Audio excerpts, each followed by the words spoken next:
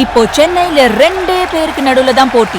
ஒன்னு இஎம்ஐ, இன்னொன்னு rent. Porur, Kattupakkam. Rented ஹவுஸ்னா உங்க ரெண்ட், அவங்க அசர்ட். ஓன் ஹவுஸ்னா உங்க இஎம்ஐ, உங்க assert. For bookings call 8682089820. Stepstone Viram Phase 2. காட்டுப்பாக்கம்ல premium 2 and 3 BHK apartments. Just 79 lakhs all inclusive.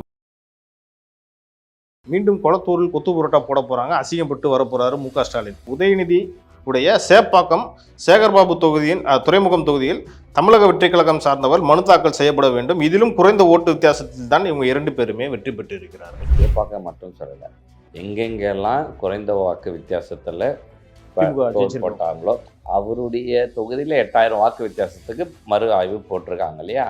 அந்த மாதிரி 8000 ஓட்டு வாக்கு வித்தியாசத்தில் வரைக்கும் அவங்க ஜெயிச்சிருப்பாங்க கண்டிப்பாக. இந்த 57 எம்எல்ஏல அந்த ஜெயிச்ச எல்லாத்துலேயுமே இவங்க மனு போடணும். இதில் ஏதாவது தவறு கண்டுபிடிச்சிட்டோன்னா அதில் வந்து ஒரு 10 எம்எல்ஏ கிடச்சிச்சின்னா பெரிய விஷயம் இல்லை, நம்ம மெஜாரிட்டி கிடச்சிடும். அதனால் தாராளமாக பண்ணணுன்றத இதையே மாதிரி எடுத்து ஸ்டெப் பை ஸ்டெப்பாக பார்க்கணும். 20 செகண்டுக்குள்ளே அடுத்த ஓட்டு விழுந்து போலிங் ஆகிருந்துச்சுன்னா அது கள்ள ஓட்டு, அது இவங்களே போட்டுட்டது. 4 மணிக்கு மேலே விழுந்தது எல்லாமே ஒரே கட்சிக்காக விழுந்து மாறாமல் விழுந்திருந்தா அது இதுவுக்குன்னு எடுத்துக்க வேண்டியது தான். திமுக பண்ணாத அராஜகம்டா இன்று கதறுகிறது, அழுகிறது. இது காலம் செய்த கோலம்தான். காலம் மிக வலிமை உள்ளது. இல்லை, அவங்க அப்போ மட்டும் அதாவது நீங்கள் ஆளுங்கட்சியாக இருக்கும்போது செய்யாத இதுவாக இல்லை, இப்போ தான் பண்ணுகிறாங்க.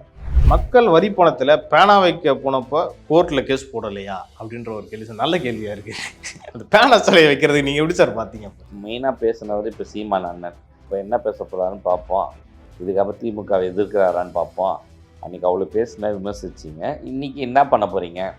அதே ஸ்டாண்டில் நிற்கிறீங்களான்னு அவங்க விளக்க சொல்லுவோம்.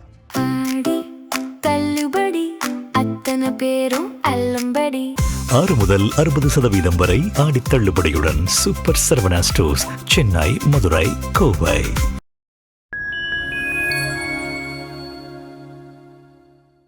நேயர்களுக்கு வணக்கம்.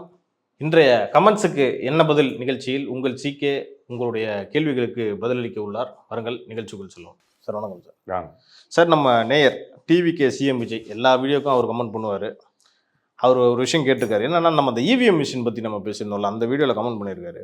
மீண்டும் கொளத்தூரில் கொத்து புரோட்டா போட போகிறாங்க, அசிங்கப்பட்டு வரப்போறாரு மு க ஸ்டாலின். என்னுடைய இன்னொரு கருத்து, இவங்க இவிஎம் மிஷினை இவங்க ஆராய்ச்சி பண்ணுறாங்க அப்படின்னா உதயநிதி உடைய சேப்பாக்கம் சேகர்பாபு தொகுதியின் துறைமுகம் தொகுதியில் தமிழக வெற்றி கழகம் சார்ந்தவர் மனு தாக்கல் செய்யப்பட வேண்டும். இதிலும் குறைந்த ஓட்டு வித்தியாசத்தில் தான் இவங்க 2 பேருமே வெற்றி பெற்று இருக்கிறார்கள். 2த்துலையும் இது கேட்குறாங்க. ஆக்சுவலாக சூப்பரான விஷயம். ஆக்சுவலாக இதை நான் வீடியோவில் பதிவு பண்ணணும்னு நினச்சேன், பட் அன்றைக்கி நம்ம பேசலை. நீங்கள் சொன்னது சரி, நான் சேப்பாக்கம் மட்டும் சொல்லலை, எங்கெங்கெல்லாம் குறைந்த வாக்கு வித்தியாசத்தில் போட்டாங்களோ, குறைந்ததுன்றது நம்ம 1000 ஓட்டு நான் சொல்லலை. இவர் பாயிண்ட் ஆஃப் வியூவில் 8000 ஓட்டு, அதாவது முன்னாள் முதலமைச்சர் பாயிண்ட் ஆஃப் வியூவில் முன்னாள் எம்எல்ஏ இவர் மு க ஸ்டாலின் அவர் தான் சொல்கிறேன். ஆமாம், முன்னாள் எம்எல்ஏ முதலமைச்சர் பாவம் அப்படின்லாம் ரொம்ப பேச வேண்டாம். அவருடைய தொகுதியில் 8000 வாக்கு வித்தியாசத்துக்கு மறு ஆய்வு போட்டிருக்காங்க இல்லையா. அந்த மாதிரி 8000 ஓட்டு வாக்கு வித்தியாசத்தில் வரைக்கும் அவங்க ஜெயிச்சிருப்பாங்க கண்டிப்பாக. இந்த 57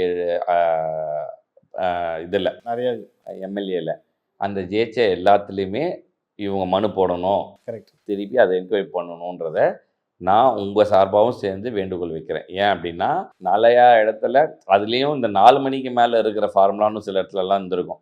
அந்த ஹார்பர் தொகுதி, இந்த மாதிரி சில முக்கியமான சேப்பாக்கம் தொகுதி, இந்த மாதிரி பல முக்கியமான தொகுதிகள்லாம் கையில் எடுத்து இதை ஆராய்ஞ்சு நம்ம பார்க்கணுன்றது இல்லையா. ஏன்னா இதில் ஏதாவது தவறு கண்டுபிடிச்சிட்டோன்னா அதில் வந்து ஒரு 10 எம்எல்ஏ கிடச்சிச்சின்னா பெரிய விஷயம் இல்லை, நம்ம மெஜாரிட்டி கிடச்சிடும். அதனால் தாராளமாக பண்ணணுன்றத இதையே மாதிரி எடுத்து ஸ்டெப் பை ஸ்டெப்பாக பார்க்கணும். ஏன்னா அந்த ஓட்டு மிஷின் இருக்குல்ல, இவிஎம்மில் இந்த 4 மணிக்கு மேலே இருக்குல்ல, ஒருத்தர் வெளியே வந்ததுக்கப்புறம் தான் உள்ளே போகணும். போய் இவங்க மார்க்லாம் வச்சதுக்கப்புறம் அவங்க பட்டன் அமுக்குவாங்க, அதுக்கப்புறம் ப்ரெஸ்ஸு கொடுப்பாங்க, அந்த சவுண்டு போகும். அந்த சவுண்டு முடிஞ்சதுக்கப்புறம் தான் அடுத்த பட்டன் அமுக்க முடியும். ஆனால் இதுக்கு வந்து ஒரு குறிப்பிட்ட செகண்ட்ஸ் டைம் இருக்குது, 10 to 15 செகண்ட்ஸ் வரும். அது முடிஞ்சதுக்கப்புறம் நீ தான் அடுத்த ஓட்டு போட முடியும், கண்டினியூஸாக போட முடியாதுன்னு ஒன்று. ஆனால் ஒருத்தர் அங்கே போட்டவர் வெளியே வர்றதுக்கு 20 செகண்ட் ஆகும். அந்த டைமில் இன்னொருத்தர் உள்ளே போகிறதுக்கு 20 செகண்ட் ஆகும். அவருக்கு சரி பார்த்து ஓட்ட வைக்கிறதுக்கு கிட்டத்தட்ட ஒரு நபருக்கு 1 நிமிஷத்துலேருந்து 1.5 Minimum. மினிமம் ஆகும். அந்த நேரத்தில் 4 மணிக்கு மேலே அண்டர்ஸ்டாண்டிங்கில் ஓட்டு போட்டிருந்தா 20 செகண்டுக்கு ஒரு ஓட்டு விழுந்திருக்கும். கண்டிப்பா இதை செக் பண்ணாலே தெரிஞ்சிடும். இதை செக் பண்ணீங்கன்னா அங்கே என்ன நடந்ததுன்னு கண்டுபிடிச்சிடலாம். ஏன்னா நீங்கள் கேமரா வச்சுருப்பீங்க. ஆமா ஓகேவா, நான் எதுவும் தப்பாக சொல்ல. அதே பூத்தில் 4 மணிக்கு முன்னாடி ஒரு நபர் ஓட்டு போகிறதுக்கு எவ்வளோ நிமிஷம் ஆயிருக்குன்னு செக் பண்ணுங்க. ரைட் ஓகேவா, அதை கிரைட்டீரியாவை ஆவரேஜ் எடுத்துக்கோங்க. ஓகேவா, நல்ல ஏன்னா அந்த சிசிடிவியில் இருக்கு. அந்த கிரைட்டீரியாவை எடுத்தீங்கன்னா ஒரு நபருக்கு குறைந்தது 1 நிமிடத்துலேருந்து 2 நிமிடங்கள் ஆயிருக்கும். ஓகேவா, நான் சொன்ன விஷயம் நடந்து இருந்தா 4 மணிக்கு மேலே ஓட்டுகள் ஒரு இடத்துலயே அதிகமாக போயிருந்ததுன்னா, ஏன்னா 4 மணிக்கு மேலே ஆன பேலட்டில் தான் சில பேர் முன்னேறி வின் ஆயிருக்காங்க. அதுக்கு முன்னாடி வரைக்கும் இழுபறி டவுனில் தான் இருந்தாங்க. இந்த கிரைட்டீரியாவும் இதையே மேட்ச் பண்ணி 20 செகண்டுக்குள்ளே அடுத்த ஓட்டு விழுந்து போலிங் ஆயிருந்துச்சுன்னா அது கள்ள ஓட்டு. அது இவங்களே போட்டுட்டது. இன்னொன்று, அந்த பேலட் மிஷினில் பிரிண்ட் ஆகி விழுந்திருக்கும். ஆமா ஓகேவா, 4 மணிக்கு மேலே விழுந்தது எல்லாமே ஒரே கட்சிக்காக விழுந்து மாறாமல் விழுந்திருந்தா அது இதுவுக்குன்னு எடுத்துக்க வேண்டியது தான். அந்த சந்தேகத்துக்குரிய பிரைமா சேஃபில் கொண்டு வந்து அதை கேஸாக கொண்டு போகணும்னு இதன் வாயிலாக முதலமைச்சருக்கும் டிவிகே கட்சியில் இருக்க லீகல் டீமுக்கும் நான் வந்து வேண்டுகோள் வைக்கிறேன். இல்லை சார், ஒரு கட்சியை வந்து ரொம்ப இவங்க வந்து சயின்டிஃபிக்காக ஊழல் பண்ணுவாங்கன்னு சொல்லுவாங்க. அது பேர்லாம் சொல்ல நான் விரும்பல. இது சயின்டிஃபிக்காக தப்பு பண்ணுறவன் என்னைக்கா வந்தாலும் எவிடன்ஸ் விட்டுருவான். நான் சொல்கிறேன்ல, இந்த எவிடன்ஸ் இதான்.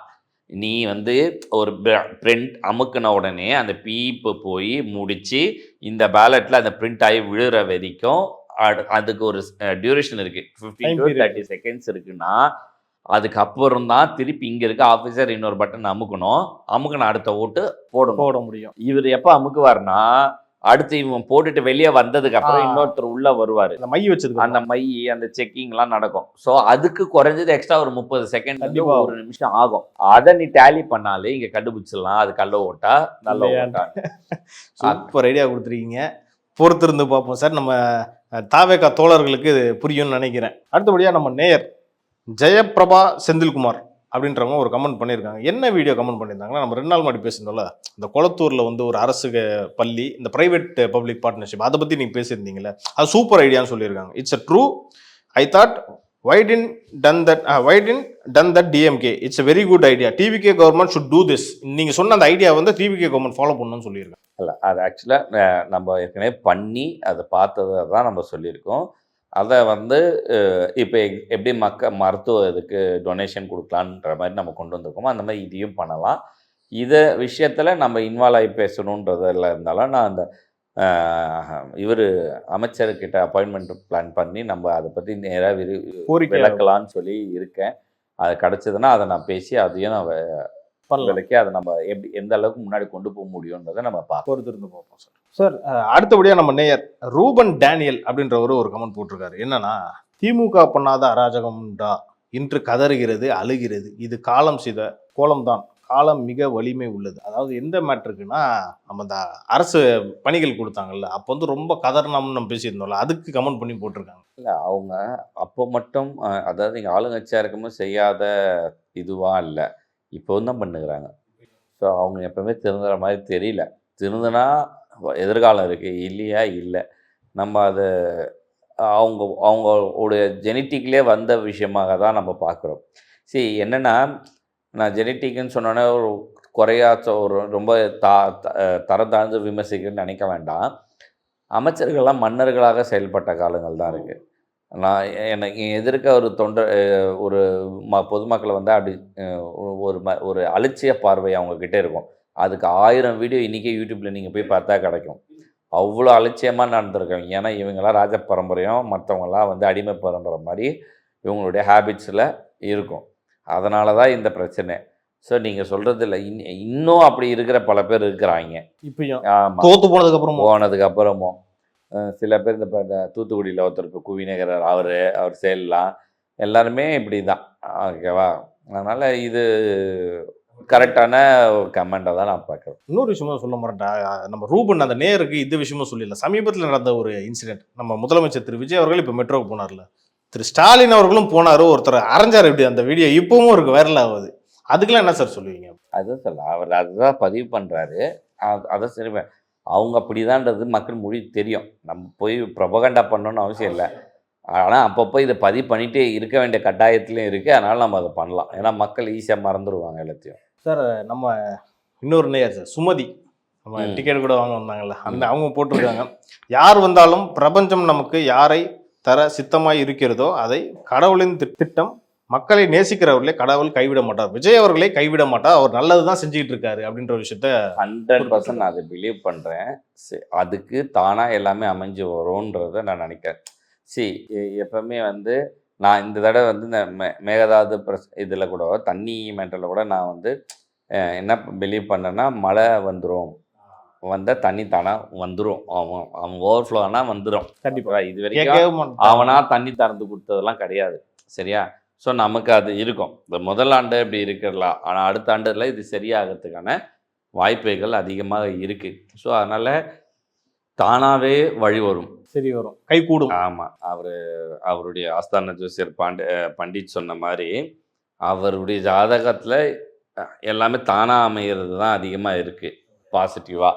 ஸோ அதை மாதிரி இதுவும் நடக்கும்ன்றத நானும் பிலீவ் பண்ணுறேன். நீங்கள் சொல்கிற மாதிரி கடவுள் நம்பிக்கையோடு சேர்த்து சொல்கிறோம். ஆக்சுவலாக இன்றைக்குமே ஒரு பாசிட்டிவான விஷயம் நடக்குதான், சின்ன சர்க்கிள் இருக்க தானே சார் செய்யும். அதுதான் இப்போ திரு விஜய் அவருக்கு நடக்குதுன்னு நீங்கள் நினைக்கிறீங்க? சர்க்கிள்லாம் ஒன்றுமே இல்லை, இது சும்மா இவனும் பேசிகிட்டு இருக்காங்க. தேவை சர்க்கிள் நான் திருப்பி சொல்ல இருக்கும், வரும். என்னது வரவே வராதுலாம் சொல்ல முடியாது. ஆனால் அதை நம்ம எப்படி கொண்டு போகிறோன்றது தான் விஷயம். அதை இவங்க திறமையாக எடுத்துகிட்டு போவாங்கன்றதை நான் நம்புகிறேன். அவங்க வந்து 10 கெடுதல் பண்ணிட்டு ஒரு நல்லது பண்ணும் போது அந்த நல்லதில் சர்க்கிள் வர்றதை பற்றி பேசுவாங்க. இவங்க 10 நல்லது பண்ணிட்டு எங்கேயாவது ஒரு சர்க்கிள் வர்றதை பற்றி பேசுவோம். அதுக்கு பிரச்சனை கிடையாது, அதை ஹேண்டில் பண்ணிக்கலாம், அது பார்த்துக்கலாம். Okay sir. சார் அடுத்து நம்ம நேயர் சுப்புலட்சுமின்றவங்க ஒரு இன்னொரு கமெண்ட் போட்டிருக்காங்க, மக்கள் வரி பணத்தில் பேனா வைக்க போனப்போ கோர்ட்டில் கேஸ் போடலையா அப்படின்ற ஒரு கேள்வி சார். நல்ல கேள்வியாக இருக்குது. அந்த பேனா சிலையை வைக்கிறதுக்கு நீங்கள் எப்படி சார் பார்த்தீங்க? அப்போ இல்லை அன்றைக்கி அது மெயினாக பேசினவர் இப்போ சீமான் அண்ணன். அவர் இப்போ என்ன வச்சு ஒட்டை பண்ணாப்புல என்ன பேச போகிறாருன்னு பார்ப்போம். இதுக்கப்புறம் திமுகவை எதிர்க்கிறாரான்னு பார்ப்போம். எதிர்த்து எதாவது பேச சொல்லு, நீங்கள் அப்படி தான் பண்ணீங்க இப்படி தான் பண்ணீங்கன்னு சொல்லி போட்டுறாங்க, கேஸ் போட்டுருவார்.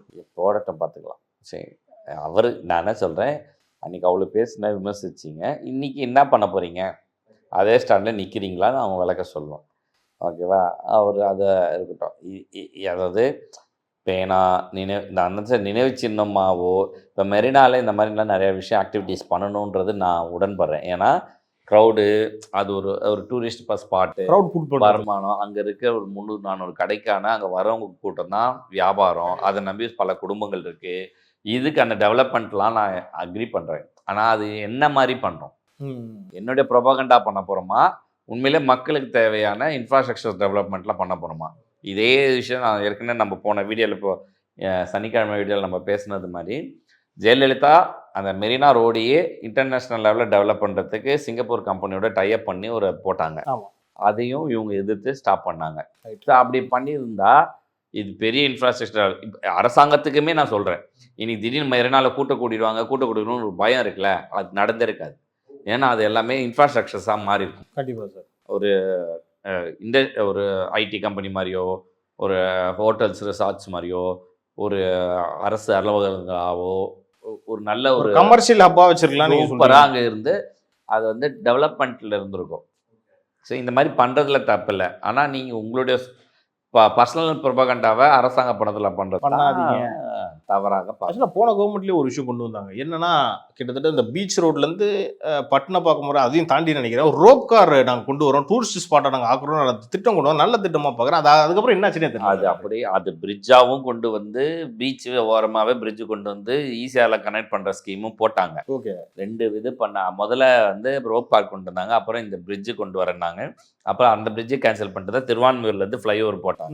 ஓகேவா? அது ஏன்னா அதில் என்ன ப்ளஸ் மைனஸஸ்ன்னு தெரியல, இவ்வளவும் போய் தான் வந்தது. அது திட்டங்கள் மாறும். ஓகேவா? ஆனால் அங்கே ரோப் கார் வந்து ரொம்ப நல்ல விஷயம், சூப்பர் விஷயம் சார். ஏன்னா லைட் ஹவுஸ்லேருந்து நீ கொண்டு போய் அப்படியே இந்த ஹார்பர் வரைக்கும் ஒரு ரவுண்ட் அடிச்சேன்னு வச்சுக்கோங்க, ஒரு மக்களுக்கு அது பெரிய ஒரு என்டர்டைன்மெண்ட்டாக இருக்கும். கண்டிப்பாக அது ஒரு நல்ல ஒரு நிறுவனங்கள்ல நான் வந்து புகாக் வியட்நாமில் ஒரு ஊருக்கு போனேன். ஓகேவா? அங்கே ஒரு தீம் பார்க் ஒரு இடத்துல இருக்குது, ஒரு ஐலாண்டுக்குள்ளே. அந்த தீம் பார்க்குக்கு நீ போட் வழிக்காக போயிடணும். ஓகேவா? போய் அந்த தீம் பார்க் முடிச்சேன்னா ரிட்டன் யாருக்குமே போட்டு கிடையாது, எல்லாருக்கும் ரோப் கார் தான். செம்மையா இருக்கு. சிட்டியில் அங்கேருந்து சிட்டிக்குள்ளே டிரைவ் பண்ணிட்டு வர்றது கிட்டத்தட்ட ஒரு 40 நிமிஷம் 45 நிமிஷம் ரோப் கார்க்குள்ளேயே வந்து சிட்டிக்குள்ளே இறங்குற.